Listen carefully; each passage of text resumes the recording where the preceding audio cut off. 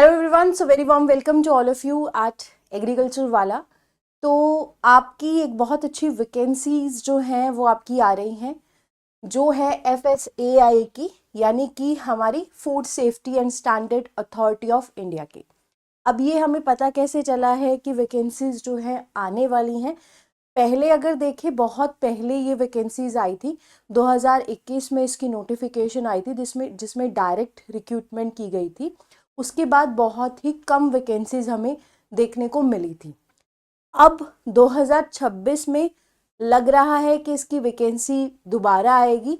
और इसका सोर्स क्या है, कहाँ से हमें पता लगा है कि वैकेंसीज दोबारा आ सकती हैं, वो आपका ट्वीट करके स्पेशली बताया गया है।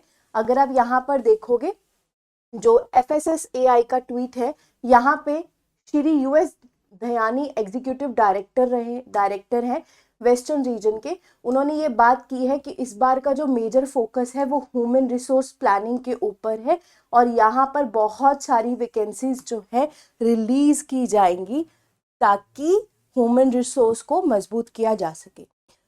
हम उम्मीद कर सकते हैं कि इस साल आपको ये वैकेंसीज जो हैं देखने को मिलेंगी। बट इस वैकेंसीज में अगर आपको मतलब FSSAI में अगर आपको पोस्ट लेनी है तो आपको इतना तो पता होना चाहिए ना कि एलिजिबिलिटी क्या है, सिलेबस पैटर्न क्या है। तो एक बार उसके बारे में डिस्कस कर लेते हैं ताकि आप अवेयर ऑफ हो जाओ। तो लेट्स स्टार्ट। सबसे पहले FSSAI के बारे में जान लेते हैं, है क्या। Food safety and standard authority of India है। ये एक स्टैट्यूटरी रेगुलेटरी बॉडी है जो किसके अंदर आती है, ministry of health and family welfare के अंडर काम करती है। इसका इस्टेब्लिशमेंट क्यों हुआ था, रीजन ये था कि food safety and standards act 2006 के अंडर, यानी कि एक स्टैंडर्ड होती है ना जो खाने के सारे देखती है, वो स्टैंडर्ड जो है मेंटेन करने का काम FSSAI का है। अब इसकी अगर मेन ऑब्जेक्टिव के बारे में बात करें, जो क्या क्या मेन ऑब्जेक्टिव है इस ऑर्गेनाइजेशन के काम करने की, जैसे साइंस बेस्ड फूड स्टैंडर्ड्स बनाना, जो भी फूड मैन्युफैक्चरिंग हो रही है उसका उनको रेगुलेट करना, स्टोरेज एंड डिस्ट्रीब्यूशन कंट्रोल करना, import and export food quality को चेक करना, पब्लिक हेल्थ प्रोटेक्ट करना और safe and wholesome food ensure करना। ये इसके मेजर ऑब्जेक्टिव हैं। इसी वजह से इस ऑर्गेनाइजेशन को जो है एस्टैब्लिश किया गया। इसके बाद यहाँ पे जब कभी भी इसकी एप्लीकेशन आएगी तो वो ऑनलाइन होगी। एप्लीकेशन सिर्फ ऑनलाइन होती है, कभी भी ऑफलाइन नहीं होती है इसकी। तो इसकी वेबसाइट आपको ये याद रखनी है, आप इस वेबसाइट के ऊपर चेक भी कर सकते हो, www.fssai.government.in। जितनी भी गवर्नमेंट वेबसाइट्स होती है ना, उसका जो URL होता है कुछ इसी तरीके से होता है।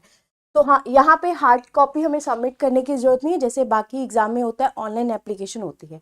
अच्छा, एक और चीज होती है इसके फॉर्म में ना, ये बहुत इंपॉर्टेंट बात है, अगर आपने गलती कर दी तो करेक्शन अलाउड नहीं होती। This is very very important, क्योंकि बाकी फॉर्म्स में क्या होता है कि अगर गलती हो जाती करेक्शन आप कर सकते हो, मौका मिलता है, इसमें मौका नहीं मिलता। तो जब कभी भी फॉर्म फिलअप करो इस बात का ध्यान रखना आप। उसके बाद यहाँ पे वैकेंसीज के बारे में बात कर लेते हैं। मेजर पोस्ट कौन कौन सी निकलती हैं, जैसे एक तो होती है फूड एनालिस्ट। तो जब आप फूड एनालिस्ट के बारे में बात कर रहे हो, इसके बारे में तैयारी कर रहे हो, तो 35 साल तक की आपकी एज होनी चाहिए। टेक्निकल ऑफिसर के लिए आपकी एलिजिबिलिटी जो है वो 30 इयर्स है। CFSO जिनके बारे में बात भी की थी ट्वीट में, उसके लिए 30 इयर्स है। असिस्टेंट मैनेजर 30 साल, असिस्टेंट 30 साल और हिंदी ट्रांसलेटर 30 साल। तो यानी कि सभी वैकेंसीज के लिए 30 इयर्स है। जस्ट फूड एनालिस्ट के लिए उन्होंने एज लिमिट जो है वो 35 इयर्स रखी है। फर्दर पर्सनल असिस्टेंट नाम की भी एक पोस्ट होती है, 30 साल। IT असिस्टेंट 30 साल, जूनियर असिस्टेंट 25 साल। और वैकेंसीज जो होती है वो कैटेगरी वाइज डिवाइड भी होती है, जनरल की कितनी, OBC की कितनी, SC की कितनी, ST की कितनी है, EWS की कितनी। ये आपको फॉर्म में जब आएगा वहां पे मेंशन होगा। फर्दरमोर एप्लीकेशन फीस जो है पिछले पेपर्स में वो कितनी रखी गई थी, 1500 रखी गई थी जनरल और OBC के लिए। बाकी वुमेन्स के लिए जो होती है वो 500 फीस होती है। एक सर्विसमैन वुमेन, EWS, ST और SC के लिए तो वुमेन्स को 500 देना है, that's a very good thing. और जनरल एंड OBC को कितना देना है, 1500। जो फी होती है वो नॉन रिफंडेबल होती है, आपको दोबारा वापस नहीं मिलेगी। और अगर आप मल्टीपल पोस्ट के लिए भर रहे हो तो एक ही फीस नहीं देनी पड़ेगी, आपको मल्टीपल पोस्ट के लिए डिफरेंट डिफरेंट फीस जो है देनी पड़ेगी। इसका मतलब क्या है कि सपोज करो कि आपने IT असिस्टेंट के लिए भी भरा है और आपने पर्सनल असिस्टेंट के लिए भी भरा है, तो दोनों के लिए अलग फीस लगेगी। नेक्स्ट, सर्विस कंडीशन जो होती है क्या होती है, जो भी सिलेक्टेड कैंडिडेट्स होगा उसको सेंट्रल का गवर्नमेंट पे स्केल मिलेगा, ऑब्वियसली बात है सेंट्रल ऑर्गेनाइजेशन है। DA मिलेगा, डियरनल अलाउंसेस, इसका मतलब क्या होता है, महंगाई भत्ता। हाउस रेंट मिलेगा, LTC मिलेगा, घूमने कहीं जाना है तो मेडिकल फैसिलिटी मिलेगी, पेंशन अंडर NPS स्कीम मिलेगी। 2 साल का इसमें प्रोबेशन रहेगा, this is very very important. तो 2 साल का प्रोबेशन पीरियड है, आफ्टर 2 इयर्स के बाद आप जो है परमानेंट पोस्टिंग होगी, ऑल इंडिया पोस्टिंग होगी। ऐसा नहीं है कि आपको होम टाउन मिलेगा, कहीं पर भी आपको पोस्टिंग जो है वो मिल सकती है। एज की अगर रिलैक्सेशन के बारे में बात करें, SC और ST के लिए 5 इयर्स रखी गई है, OBC के लिए 3 इयर्स, PWBD के लिए 10 इयर्स, और यहाँ पे बाकी भी है। और विडो डिवोर्स वुमेन के लिए स्पेशल रिलैक्सेशन रखी गई है। मिनिमम यहाँ पे अगर हम बात करें, एक्स सर्विस मैन के लिए भी रूल बेस्ड है, ठीक है। मिनिमम एज अगर आप देखोगे 18 साल रखी गई है, उसके ऊपर के ही आपके पोस्ट है सारी। एजुकेशनल क्वालिफिकेशन के बारे में बात कर लेते, कौन कौन सी पोस्ट के लिए क्या क्या एजुकेशनल क्वालिफिकेशन है। अगर आप फूड एनालिस्ट की तैयारी कर रहे हो तो मास्टर इन केमिस्ट्री होने चाहिए, या माइक्रोबायोलॉजी या फूड टेक, या 3 इयर्स का आपका एक्सपीरियंस होना चाहिए प्लस। यहाँ पे this is very very important, 3 years का एक्सपीरियंस आपका माना गया है फूड टेक, माइक्रोबायोलॉजी या मास्टर इन केमिस्ट्री। और बोर्ड सर्टिफाइड क्वालिफिकेशन जो है रिक्वायर्ड है, मतलब जो बोर्ड मान्य होते हैं वहीं से आपकी ये क्वालिफिकेशन जो है वो मानी जाएगी, ठीक है। उसके बाद आगे आते हैं। नेक्स्ट, टेक्निकल ऑफिसर के लिए या तो आपने master in food science related field है, या आपने बीटेक की हो फूड टेक्नोलॉजी में, डेयरी में एंड बायोटेक्नोलॉजी में। और सेंट्रल फूड सेफ्टी ऑफिसर के लिए डिग्री होनी चाहिए फूड टेक में, एग्रीकल्चर में, ठीक है, माइक्रोबायोलॉजी में, मेडिसिन में या वेटरनरी में, राइट। जैसी जैसी पोस्ट है वैसी वैसी क्वालिफिकेशन है। असिस्टेंट के लिए आपको सिर्फ बैचलर डिग्री चाहिए, वो किसी भी फील्ड में हो सकती है। पर्सनल असिस्टेंट के लिए आपको ग्रेजुएट होने चाहिए, शॉर्ट हैंड होने चाहिए, टाइपिंग वाला, एंड MS ऑफिस आपको अच्छे से आना चाहिए, क्योंकि यहाँ पे पर्सनल असिस्टेंट को टाइप वगैरह बहुत करना पड़ता है। IT के लिए आपका IT डिप्लोमा होना चाहिए या डिग्री होनी चाहिए, आप ग्रेजुएटेड होने चाहिए। फॉर एग्जाम्पल आपने BCom की है या अगर आपने BCA की है तो आपको IT डिप्लोमा की ज़्यादा ज़रूरत नहीं पड़ेगी, ठीक है ना, IT में आपने किया हुआ है तो। असिस्टेंट मैनेजर में PG इन जर्नलिज्म चाहिए, social work, library science, experience आपको साथ में चाहिए।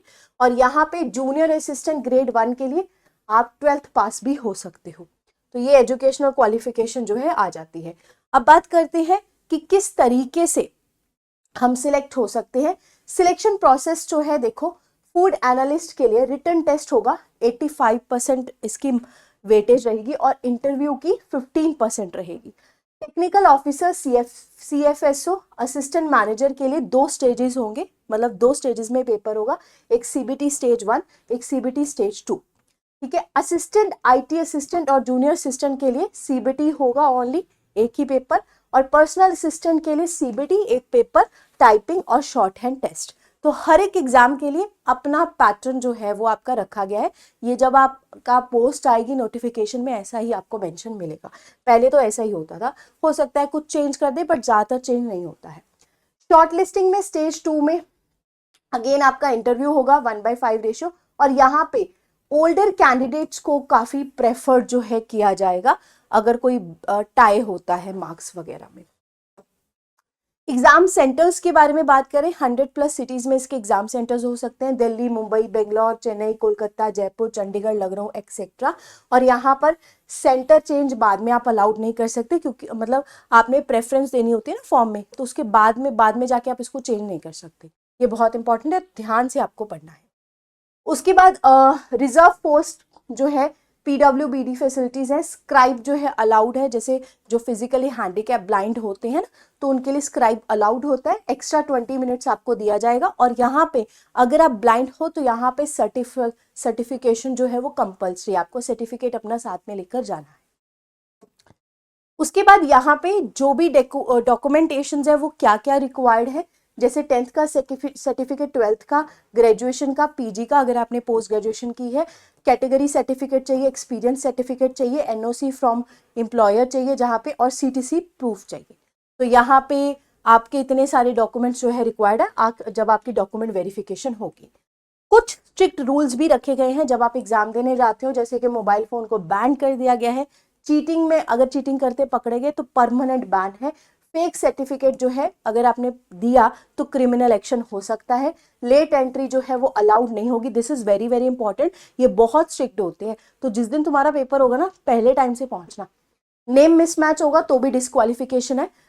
FSSAI में क्या होता है कि जैसे आप गए और आपने नेम, जैसे यशिका टंडन है मेरा नेम, ठीक है, तो मैंने मेरे आधार कार्ड में सिर्फ सपोज करो यशिका है, तो अलाउड नहीं करते हैं। तो जो नेम आपने फॉर्म में फिल किया वही आपके आधार कार्ड में भी नेम होना चाहिए, ये बहुत इंपॉर्टेंट है। एंट्री आपको अलाउड करेंगे ही नहीं, ये इसमें बहुत सख्त होते हैं, क्योंकि ये मेरा एक पर्सनल एक्सपीरियंस रहा है, तभी मैं आपको बता पा रही हूँ।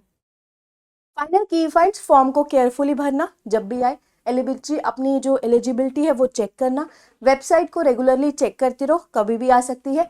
एडमिट कार्ड जो है वो पहले ही प्रिंट करवा लेना, क्योंकि वेबसाइट जो है वो, और ओरिजिनल आईडी अपनी कैरी करना, और अपने सर्टिफिकेट्स को भी रेडी रखना।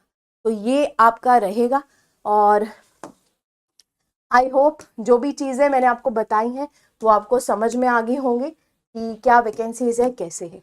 तो तैयारी जो है अपनी स्टार्ट करो, पेपर इतना भी इजी नहीं होता है, तो अगर लग रहा है कि आ जाएगी वैकेंसी, क्योंकि काफ़ी टाइम से नहीं आई है, ठीक है, बहुत टाइम हो गया है, तो वैकेंसी आएगी, तो तैयारी अपनी स्टार्ट करो और पढ़ना जो है स्टार्ट करो, ठीक है guys. So thank you very much, have a great day, I hope you like the lecture.